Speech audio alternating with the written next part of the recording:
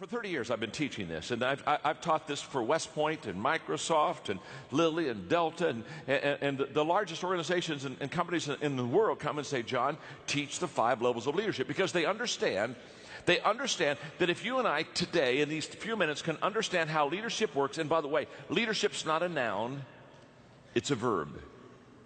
It's action, it's moving. And if we can understand how to go from level 1 to level 2 to level 3 to level 4 to up to level 5 in our leadership, we expand our leadership, we expand our influence, and we expand our effectiveness. So I'm ready to go. I know you're ready to go. Okay, here we go. Level 1. We're going to start at the very bottom level. This is where you start. This is where we all start. The bottom level is the position level. At level number 1, this is where we all start. We all start with a title. We all start with a job description. We all start with a position. Okay? And the key word at level number 1, the key word is rights, R-I-G-H-T-S, rights. In other words, people at level number 1 follow you because they have to. In other words, you're the boss, or you have a title, or you're the supervisor, and anybody that's under that person, they just basically follow that person. Now, this is the beginning of all of our leadership journey. We get a leadership position. In fact, people will come to me all the time. They'll say, John, I just became a leader last week. And when they tell me they became a leader last week, I know what they meant. They really didn't become a leader last week. What they really did is they got a leadership position last week. And by the way, the position doesn't make you a leader. I know a lot of people who have a position of leadership, but they're not a good leader. You know that too. You probably worked with them before. So the position doesn't make you a leader, but if you're a good leader, you can really make the position. But it's where we all begin. Now, the upside of level 1 is simple. It's a place where you and I get to shape and define our leadership. We get a leadership job, we become a supervisor, and now we begin to work on ourselves as a leader, and we begin to define who we are. That's kind of the upside. Now, let me give you the downside of level number 1.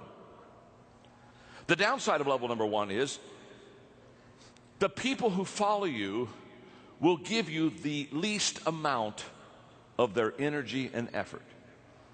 In other words, if they're following you because they have to follow you, if they're following you because that's what they've got to do to get their paycheck, if they're following you because you have the position over them, if that's the case, they will always give you the very least of their time and of their ability and of their effort and of their mind. People don't like to have to follow people because they have to follow people.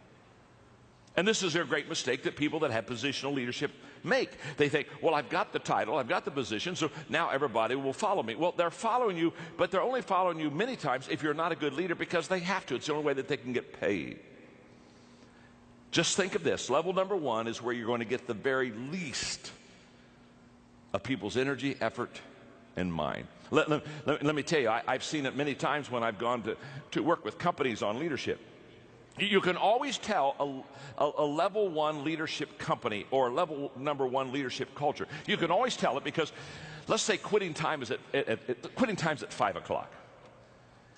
In level 1 positional type companies, if quitting time is at 5 o'clock, guess what? At 4:30, everybody is clearing the desk. Oh yeah, they're moving stuff out of the way because it's only 30 minutes until the highlight of their day. And so they're already starting the countdown. So they're clearing their desks because they want nothing to impede their progress when they leave the building. So they've got at 4:30 the desk starts getting cleared. At 4:45 they get away from the desk and they go around and they go to the different cubicles and they're saying their goodbyes. And they're saying, boy, it was great to be with you today and had a good time and see you tomorrow. And they're doing all that kind of stuff because, again, at 5 o'clock, the big time, at 5 o'clock, they don't want to have to be encumbered by doing relationship stuff. They want to do that on company time. You understand that. At 4:50, they're going to the restroom. Of course. You want to be sure to pee on company time. Of course, so they're over there in the restaurant. They're just, okay, now they've got that done. And at 4:55, they're back at their desk, and they're changing shoes. They're changing their shoes. They're getting on track shoes. They're getting on, they got to get something, because at 4:57, they are in a starting position. They are counting down. And at 5 o'clock, Everybody's gone. I mean, you say, what do you mean everybody's gone? Everybody's gone. At 5 o'clock, they're all gone. I mean, you look around the office and they're gone. In fact, they're gone so fast, it startles you. And you run over to the window to look out in the parking lot, and you're totally shocked that all the cars are gone. And you ask yourself, how could people leave a building so fast without a fire drill? Let me explain. In positional companies, when people come and park in the morning, they're very careful how they park. They back their car. Yeah. They back their car in because they know at quitting time they want to be able to get a fast escape because now they're on their time. And I can promise you, you show me a positional company, a positional culture. You show me leaders that are positional in their thinking, and I will promise you every time, not all the time, every time, those people will constantly wonder, why am I not getting the best out of my people? Well, you're not getting the best out of your people because the only reason that people are following you is because you got a title. And they're going to give you very little energy. Now, the good news is you don't have to stay at level number 1. You can go to level number 2. So let's go to level number 2 as quickly as we can. The first level is the positional level. The key word there is rights. I get certain rights, so you've got to follow me. Level number 2 is the permission level.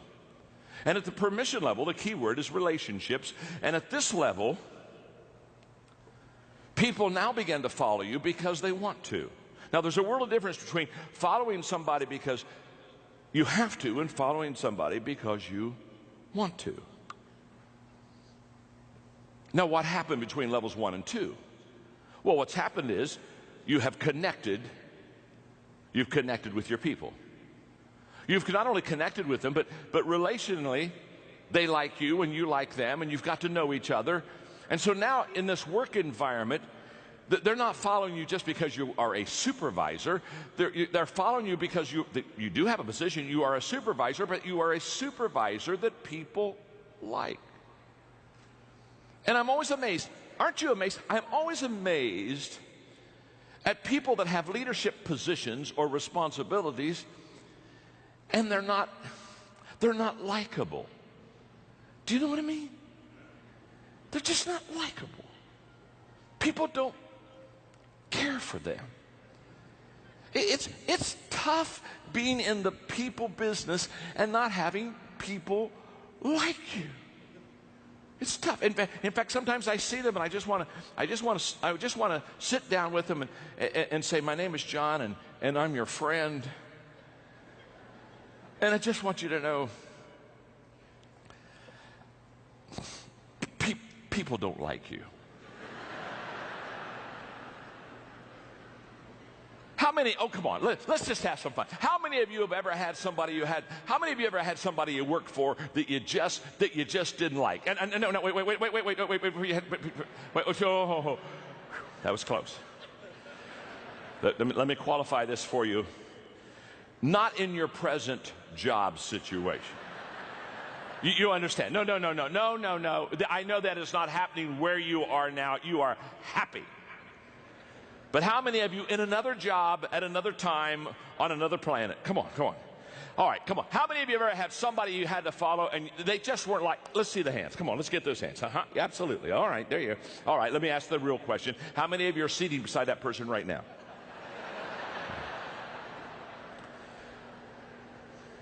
Relationships with people are the foundation of leadership.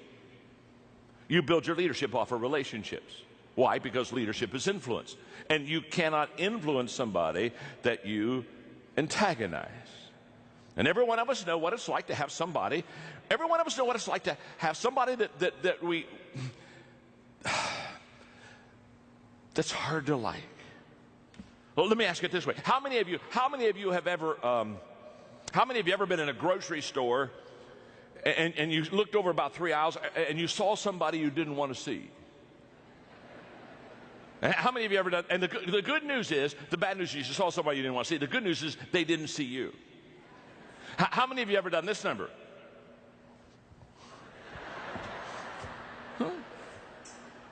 Hit from somebody. Now, in this, on level number 2, what happens is you begin to develop relationship skills. And let me describe the leader on level 2. The leader on level 2, they have 3 things that they do extremely well to be a relational leader. One is they listen well. In fact, they take all of their leadership cues from walking slowly through the crowd and listening. They listen well. Secondly, they observe. They're conscious about where their people are and what their people are doing, and they're constantly observing them. And thirdly, they're learning. They're learning. And then in the process of listening, observing, and learning, they have an attitude of servanthood. They know how to serve. And they not only know how to serve, but they do serve. And they not only do serve, but they love to serve. One of the things that I love about Chick-fil-A, I live in Florida now, and so when I went down there, I began to talk to Chick-fil-A. People said, come on, you got to get a whole bunch of Chick-fil-A's down in my area because I lived in Atlanta and I need my Chick-fil-A fix, and they're starting to come down, and it's wonderful. But can I tell you what I love about Chick-fil-A? They have a servant culture. Level number 2, they got that wired. They've got this relationship stuff wired. It's my pleasure. How can I serve you? It's a mindset. It's a culture. And if you're going to grow as a leader, you have to grow beyond your position, beyond your title. Yes, you have a position. That's level 1. But the second level is relationships and the ability to get along with people. That's level 2. Let's go to level number 3. There's another level higher. The third level is the production level. The key word there is results. And at this level, you're starting to help the bottom line of the company. You're starting to, quote, bring home the bacon. You're at this level, you become effective as a leader. And you become effective as a leader on level number 3 because you produce. And the characteristics of leaders at level number 3 are very common. One is that they produce by example. In other words, they are the example for the other people that follow them how to be effective and how to be productive. You see, the greatest motivational principle in the world is that people do what people see. And too many travel agents, they're like, or too many leaders are like travel agents. They're sending people where they've never been themselves. And you want to be a tour guide. You want to take people with you. You want to say, this is the area where I've been, this is where I live, this is the area where I lead, come along and follow me. And at level number 3, your leadership begins to gain credibility because now you are fleshing out for the people around you and you are modeling for them things that they want to see, and you are starting to produce. Which something else happens because you're becoming productive in your own life. You begin to attract people that begin to be productive also.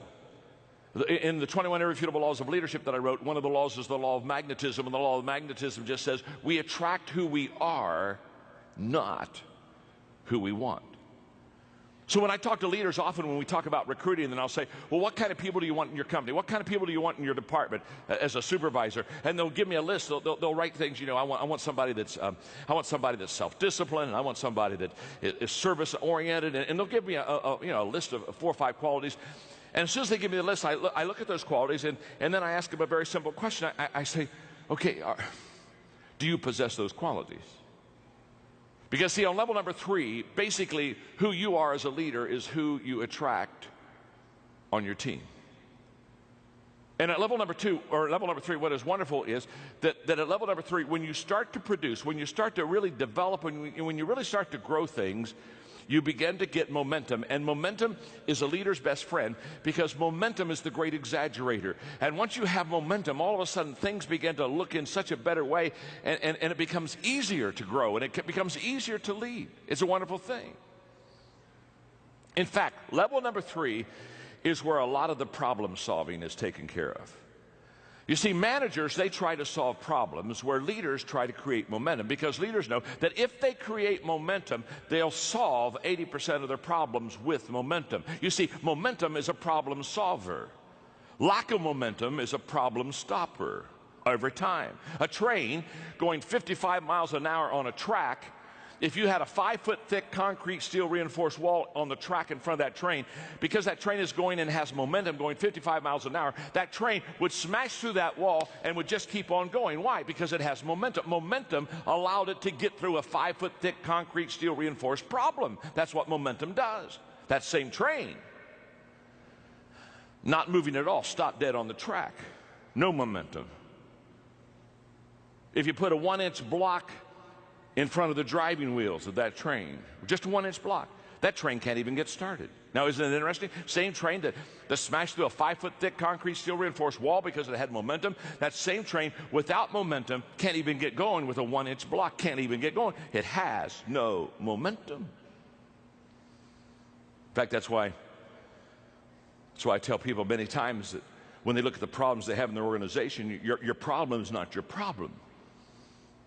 The problem is they think the problem is the problem, and so therefore they concentrate on a problem that's not a problem, and now that the problem it isn't a problem has become a problem, not because it was a problem, but the problem was they didn't know it wasn't a problem, and so now they're concentrating on a problem that wasn't a problem, and now they've got a problem not because they had a problem, but the problem has become a problem because they didn't know that it wasn't a problem, and so they got a problem. And momentum and level 3 leadership will take care of 80% of all the problems in an organization. It happens for sports, it happens for business, it happens in government. Momentum is a leader's best friend. It happens at level number 3. You got to get to level number 3 to get that mo going. Okay, let's go to level number 4. Let me ask you a question before we go to level number 4. Are you learning something? Are you learning something? Okay, look at your neighbor and say, I'm learning something. Go ahead and tell them that. Go ahead and tell them that. I'm learning something. Look back at your neighbor and say, not enough yet. You still got 2 levels to go. You're not there yet. You're not there yet. Level number 4 is the people development level. This is what I live for. This is what I strive for. This is what excites me.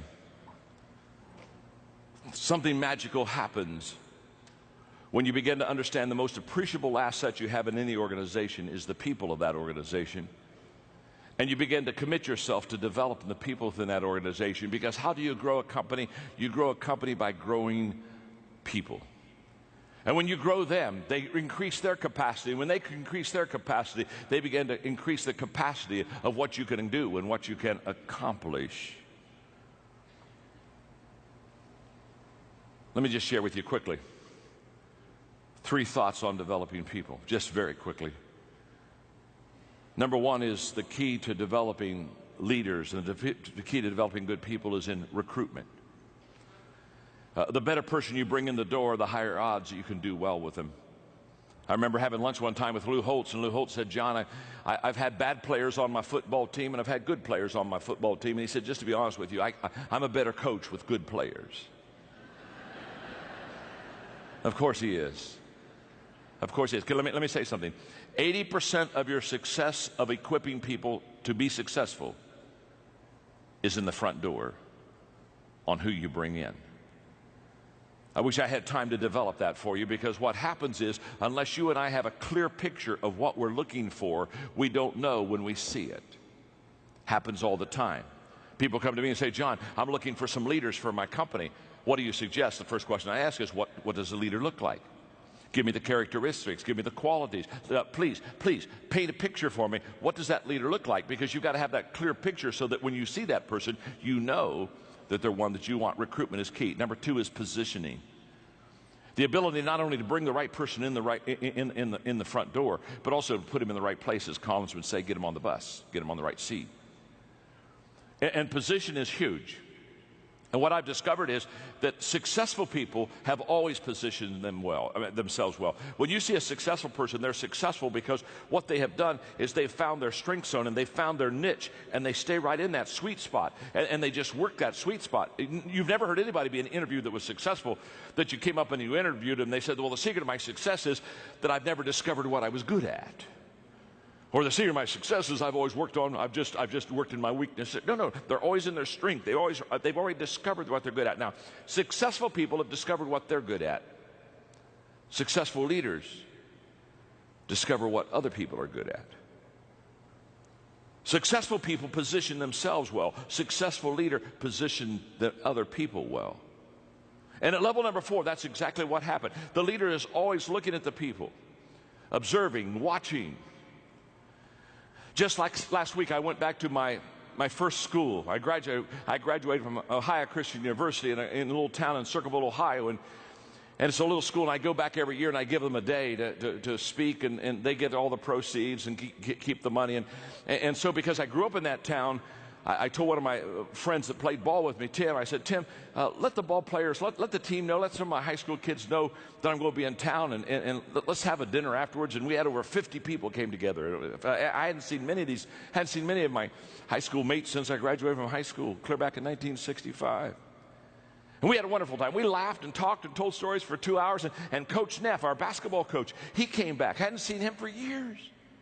And when I saw him, I thought of myself, and I thought of back in those scrimmages in basketball. Because the first scrimmage, every year, Coach Neff would take the first team. And he'd say, now I'm going to let you play the second team, but there's one condition. The first team is not going to play their position. And he'd take Doug Roth, who was 6'8", and put him out at point guard. I remember he stuck me one year under center, and he put all the first team players out of position on offense. But he let the second team play in their position. And the second team always beat us in the scrimmage. Why'd they always beat us? Because, and then he would stop and he'd say, let me just explain something to you. No matter how talented you are, if you're out of position, you'll never reach your potential. What was Coach Neff teaching us? He was coaching us, and he was teaching us that it's key to get positionally correct. And it's also, as a leader, key to get your people in the right position. And at level number 4, that's what happens. At level number 4, you recruit well, you position well, and then you equip well. Now you take them and say, okay, I understand what their strength zone is. I understand what their giftedness is. Now I'm going to equip them. I'm going to come alongside of them, and I'm going to develop them, and I'm going to train them. And I use a very simple, for many, many years, a simple 5-step equipping process. It really works. Step 1, I do it. It's that simple. You can't teach somebody what you can't do yourself. We may teach what we know, but we reproduce what we are. So if you're going to reproduce yourself, you got to be it yourself. So the first step is I do it. Step 2 is I do it and you're with me. I take you with me. Now we're going to spend time together. I'm going to be your mentor. I'm going to be your coach. You're going to watch me. You're going to observe me. You're going to see me in different situations. We're going to make sure that it works. We're going to make sure you're going to be able to ask me questions. Step 3 is now we turn it, and I hand the ball off to you. Now on step 3, you do it. You do it, and I'm with you. Now I'm watching you, and I'm tweaking you, and I'm helping you to get better, and I'm just really fine tuning you. Step 4 is you do it. You just do it. You don't need me anymore. You know how to do it. And you do it, and you do it well. And many times people think that equipping stops at step 4, but it doesn't. There's one more step that's absolutely essential. Step 5 is you do it, and somebody's with you. You've never really trained and equipped somebody until they can multiply themselves. That's where all compounding is. That's where all compounding of time, money, influence, the whole process. Compounding begins when you can train somebody who has trained somebody. I know that well because 14 years ago I started a nonprofit organization called Equip that is now the largest leadership organization in the world, and we've trained and equipped over 3 million people in 154 countries. And the key to that is we don't train anybody unless they make a commitment to train somebody else. It has to continue to go on. That's level number 4. It's a beautiful level to be on. It's the level where you develop people. Now there's one more level. That's level number 5. The pinnacle level. The pinnacle level, the key word there is respect. You've done it so well with so many for so long that people just absolutely follow you. They follow you because of who you are, the qualities you have in your life. They follow you because of what you have done. And there's a great amount of respect. And it takes a long time to get to level number 5. Most of us aren't there. All of us would probably like to be there, but it's a lifelong journey. And what I want you to understand about the 5 levels is that's exactly what leadership is. Leadership is an always ongoing, always learning, growing process. Okay, let me ask you a question. You've got the 5 levels there, and you can see them, and you can see how each one kind of leads into the next one. And probably the question you've asked yourself now by this time, because you're a sharp crowd, you've asked yourself, wonder what level I'm on. Am I on level 1, or am I on level 3? Am I on level 4? You've already done that. I know you have. That's what I would be doing if I'd be sitting there. I'd be saying, okay, where are you, Maxwell? And if you ask that question and you kind of go deep in that question, you're going to get a little frustrated, because you know what you're going to discover? You're going to discover that you're not on the same level with everybody. That with somebody, you're maybe on level 2. With somebody else, you may be on level 4. Isn't that true? If somebody new came in the company, you're on level 1 with them. And what you're going to discover is that you're on different levels with different people. Now, I wish I had an hour to teach this whole process, but here's what I want you to understand. Here's your assignment, very simple. Take the people that you lead, put their names down, and ask yourself a simple question. What level am I on with that person? Do your best to kind of put a number there, and I know it can kind of bleed together, so it's not quite an exact science, but do your best shot, because after you know what level you're on with each one of your people, then you're going to know specifically how to lead them. Now, here's the key.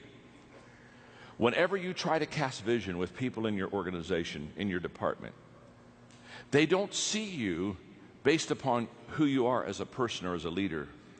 They see you through the 5 levels grid. And a person on level 1, when you talk about a vision, a person on level 1 sees you entirely different than a person on level number 4.